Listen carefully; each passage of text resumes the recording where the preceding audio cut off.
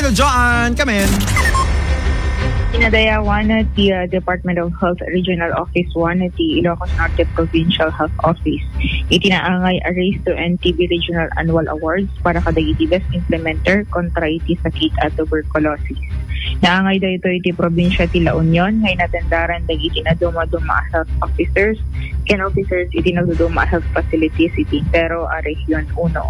Sigun na kini Dr. Rickson Balalio, ti health officer diti probinsya, nagunodan ti Provincial Health Office iti gold awardee iti population screening rate indicator ken silver awardee met iti population testing rate indicator.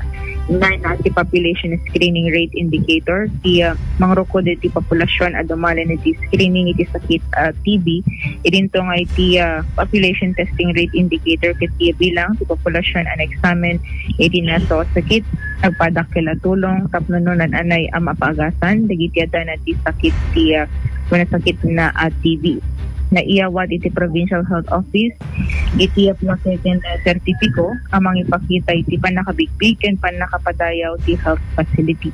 Inlawlawag na at tinasapsapa a detection wenno panakadoktal iti sakit at TB ket nasaysay at tapton sigud da masistiran ken matutukan iti panagapaimbagda.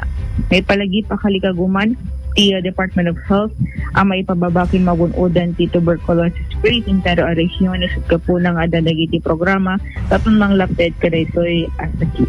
Okay. Ada nagunod nga ada incentives na dito, Idol Joan? Ada tinawatan dan tayo doon. Ay, wow. DJ Numano. Sigurado. When.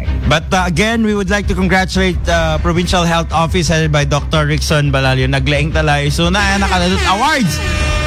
Agpaala ko mga na Idol Joan. Ay bagam to man. Na?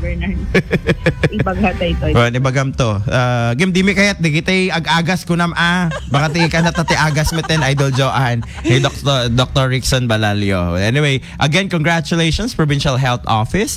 Kada tinagunod nga pamadayaw to combat tuberculosis. Tama ba ako doon Idol Joan?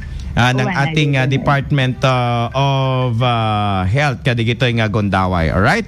Any more, Idol Joan? Hindi pa lang tida mag-iti Provincial Health Office kadwa 99.5 Basing Lawag, Idol Joan Gistin, Tata, or MN.